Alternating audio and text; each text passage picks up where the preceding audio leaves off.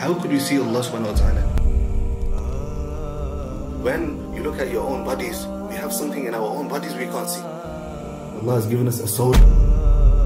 The soul, the creation of Allah, and we can't even see it. We can't sense it with any of our senses. Yet, we want to then see the creator of that soul. How could that ever be possible? That shows that true belief in Allah subhanahu wa ta'ala doesn't come with these senses of ours, through our vision, through our sight. Rather, it comes through our spiritual experiences. And you'll see that when you speak to someone growing up, they weren't so practicing, and now you see, mashallah, they pray in the masjid and they read a lot of Quran, and they've joined some courses, they've rectified their tajweed, and you say, oh, what was it that changed you?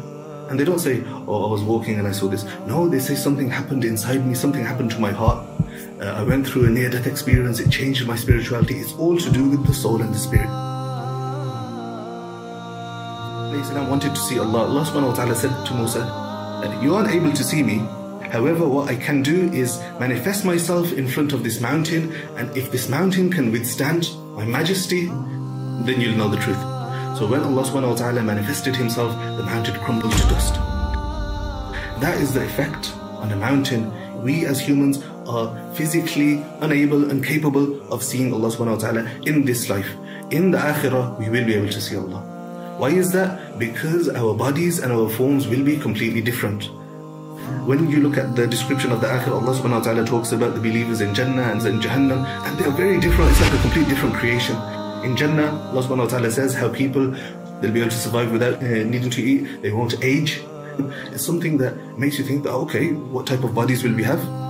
So it shows that our bodies will be so different and will be completely upgraded. Everything in us and about us will be upgraded.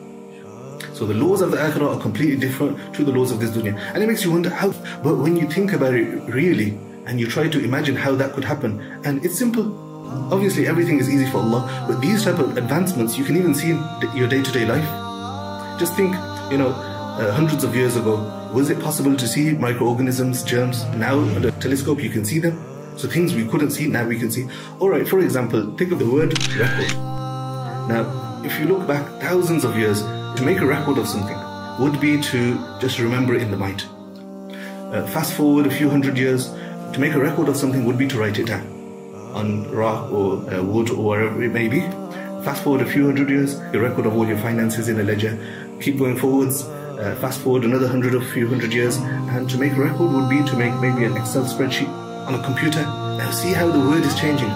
15, 20 years ago, to make a record of something, you could just take a picture of it and you've got a record of wherever it is. What about today? When I say the word record or record, what comes to your mind? To make a video, isn't it? To make a video recording. It's all the same word, but the definition has expanded vastly.